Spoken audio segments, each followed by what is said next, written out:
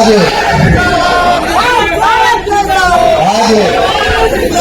मौलाना प्रताप के पुण्यतिथि के अवसर पर जो 428वां पुण्यतिथि है, आज उस मंच के संचालन कर रहे हैं छोटे भाई छोटू सिंह जी और हम लोग के अभिभावक जनता दल यू के पूर्व अध्यक्ष, पूर्व राज्यसभा सदस्य आदरणीय वशिष्ठ बाबू दादाजी, हम लोग के मित्र बिहार सरकार के कद्दावर मंत्री हरदिल अजीज, निरंतर लोगों का सेवा करने वाले आदरणीय अशोक चौधरी जी, छोटे भाई जानते हैं पूरे परिवार को, स्वर्गीय नरेंद्र चाचा के बेटे छोटे भाई बिहार सरकार के कद्दावर मंत्री सुनील सिंह जी, बांका से अमरपुर से जीतकर आए हुए छोटे भाई बिहार सरकार के भवन निर्माण मंत्री जयंत राज जी, विधायक छोटे भाई शंकर सिंह जी और पाटलिपुत्रा के सांसद ही नहीं, पटना के या बिहार के घर घर में बसने वाले बड़े भाई पूर्व मंत्री आदरणीय रामकृपाल यादव जी, छपरा के सांसद पूर्व सांसद हम लोग के बड़े भाई प्रभुनाथ भैया का बेटा पूर्व विधायक आदरणीय रणधीर सिंह जी, पूर्व विधायक अजय सिंह जी, पटना मगध विश्वविद्यालय के वीसी आदरणीय एसपी साहिल जी, डॉक्टर सुनील जी, लोक प्रकाश जी, छोटू सिंह जी, संतोष कुशवाहा जी, धीरज जी, नंदकिशोर कुशवाहा जी और आए हुए तमाम बिहार के लोग जो यहाँ आए हैं। भाई ठीक अशोक चौधरी जी ने कहा कि व्हाट्सएप और मोबाइल पर हमने सबको आग्रह किया, आप लोग यहाँ आए इस महाराणा प्रताप के 100वां दिवस के अवसर पर मैं तहे दिल से आपको धन्यवाद देता हूं। भाषण के पूर्व में एक बार देखिए कहना चाहता, 2 बार नारा लगाइएगा, एक बार नारा लगाएंगे महाराणा प्रताप से कहिए नीतीश कुमार जिंदाबाद जिंदाबाद जिंदाबाद। बहुत बहुत धन्यवाद। 2019 से हम महाराणा प्रताप का पुण्यतिथि मनाते आ रहे हैं। 2 बार मिलन स्कूल में, एक बार कोरोना के पीरियड में यहां मनाने का अवसर मिला। पिछले बार पूरी तैयारी हो चुकी थी 28 जनवरी को, लेकिन इतना मेहनत करने के बाद 26 जनवरी को माननीय मुख्यमंत्री जी का आदेश आया कि हम नहीं आ पाएंगे। तो मैंने माननीय मुख्यमंत्री जी को कहा जब दूल्हे नहीं आए तो बारात लेके कहां जाएंगे, हमने रद्द कर दिया। लेकिन इतना मेहनत करने के बाद खुशी इस बात का था कि 28 जनवरी को जो शासन था वो जाने वाला था, एनडीए का सरकार बनने वाला था। इससे बड़ा खुशी का बात नहीं हो सकता।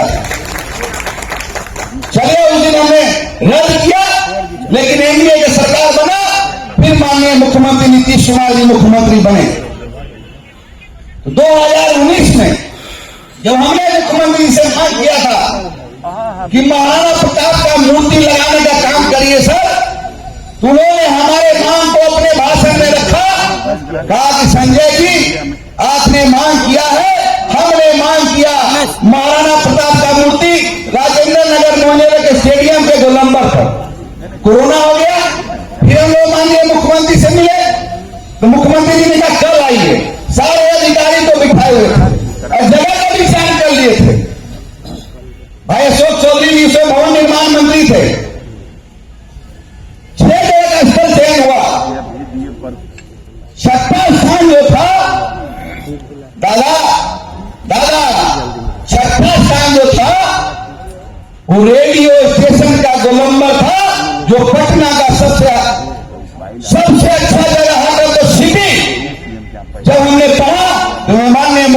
के चरण पर अपना आशीर्वाद के माननीय मुख्यमंत्री जी, आप धन्य है कि हमारे पूर्वजों, हमारे गुरु जो सूरवीर महाराणा प्रताप का मूर्ति रेडियो स्टेशन के गोलंबर पर लगने का काम किया, उस समय हमारे भाई, हमारे मित्र भवन निर्माण मंत्री थे और 19 जनवरी 2023 पुण्यतिथि के दिन उस मूर्ति का अनावरण हुआ। इसलिए हम आपके तरफ से, सभी लोगों की तरफ से माननीय मुख्यमंत्री जी को तहे दिल से धन्यवाद देता हूं। और इसलिए धन्यवाद देते हैं कि बिहार में आजादी के बाद बहुत मुख्यमंत्री बने, लेकिन किसी को शुद्ध नहीं हुआ, लेकिन किसी ने अगर मूर्ति लगाया, उस व्यक्ति का नाम है आदरणीय नीतीश बाबू जी। आपके पूर्वजों का मूर्ति लग गया, इसलिए हम उनको धन्यवाद देंगे। आज अशोक सिंह ने कहा छोटे भाई, तो मैं सब लोग को बताना चाहता हूं, मैं ट्रस्ट भी बना लिया हूं और इसके बाद घूमूंगा इंडिया में, लेकिन हमसे ज्यादा आप लोग को मेहनत करना है, उसमें मेंबर होना होगा, हर महीना आपका पैसा कटेगा, लेकिन अगर पैसा आएगा, एक बात जान जाइए, ये पैसा नाजायज खर्चा नहीं होगा। गरीब लड़की का शादी होगा, गरीब लड़का लड़की को पढ़ाया जाएगा, कहीं भी अकस्मात कुछ घटना बढ़ गया, उसका परिवार गरीब है, 4 लाख 5 लाख जो निर्णय लोग लेगा उसको दे दिया जाएगा। लेकिन कब होगा ये काम? जब आप लोग हमारा साथ दीजिएगा। दीजिएगा ना साथ दीजिएगा, जोर से बोलिए। ये बहुत अच्छा काम है, कोई जिंदा रहने के लिए नहीं आया है, न राजा रहा न रानी रहा, मिट्टी है, कहानी कहेगा। इसलिए आप लोग का साथ होगा, तभी हम इस काम को उस कामयाबी के दौर में ले जाएंगे, उस मंजिल तक ले जाएंगे। कोई जिंदा रहने नहीं आया है, मरने के बाद भी जरूर याद कीजिएगा, ये ट्रस्ट जो बना है लोगों को काम करने के लिए। तो आपने हमको वचन दिया है, तो वचन जान जाइए, रघुकुल रीत सदा चली जाए, प्राण जाए पर वचन न जाए। आप लोगों ने वचन दिया है, तो उसको वचन को पूरा कीजिएगा। और सभी लोग आए हैं, सभी लोगों ने अपने भाषण में कह दिया, तो महाराणा प्रताप के बारे में कुछ बताना नहीं है। और लोग ने जो कहा, रणधीर हमारा छोटा भाई ने कहा, निश्चित तौर पर हमारी सरकार बनेगी 2025 में नीतीश कुमार जी के नेतृत्व में। ये आरजेडी वाला या महागठबंधन डबल डिजिट पार नहीं करेगा, 20 सीट से भी ज्यादा नहीं जीतेगा, तय मानी। जब हम लोग की सरकार बनेगी, सब भाई को यहाँ बैठे हैं, सब भाई घूमकर पूरे बिहार का अगले साल जो रैली होगा बृहद रूप से होगा, बड़ा रैली करेंगे, आपको वचन देते हैं। हम जानते हैं सब लोग को उत्साह है। एक फोन पर अभी आए हैं हमारे जैन जी का एक भैया पूरा जाम है, चंदमंशी जी आधा घंटा फंसे हुए थे। ये प्यार सम्मान आपने हमको दिया है, इसके लिए मैं आपको धन्यवाद देता हूँ। और आगे सब लोग यहाँ बता चुके हैं कि महाराणा प्रताप के बारे में इतिहास बताना, सुबह से शाम हो जाएगा, शाम से सुबह हो जाएगा, सुबह से शाम हो जाएगा, इसलिए मैं इसके ऊपर विस्तृत रूप से नहीं जाना चाहता हूँ। लेकिन जितने लोग आए हैं, मैं आपसे विनम्र प्रार्थना कर रहे हैं कि 10 नंबर जो आगे स्टैंड रोड है, वहाँ खाना का व्यवस्था है, हम लोग सब चलेंगे एक साथ, वही खाना खाएंगे, फिर आप लोग अपने घर वापस चल जाएंगे। बहुत बहुत धन्यवाद। संविधान को ठीक ठाक राह जाने से लोगों के और आने वाले पीढ़ी के लिए वह बहुत बड़ा एक संकल्प का आज के अवसर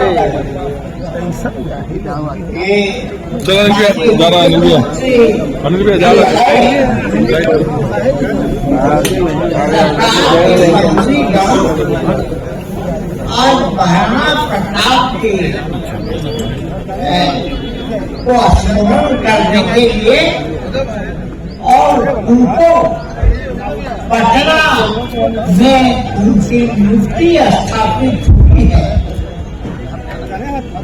ऐसा उदाहरण इतिहास में महाराणा प्रताप के ऐसा नहीं मिलता। और अपने स्वाभिमान के लिए वह पहाड़ों के में जंगल में 6 ठीक करके भी वहाँ जा करके भी अपना फिर आजादी को वापस ये दिवस आज याद करने का और उनको नमन अरे ये कौन आ गया? है। ए भाई कोने में नहीं भाई, सामाजिक कार्यक्रम सामाजिक इस दिवस सामाजिक नहीं है, पहले गए सामाजिक नहीं है।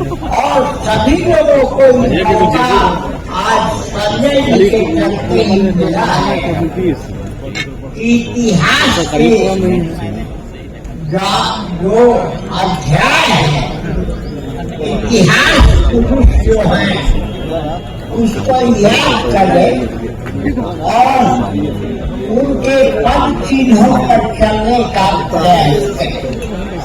ये गौरव की बात है। आज की पीढ़ी को प्रेरणा देने का काम करता है। आज के दिन ही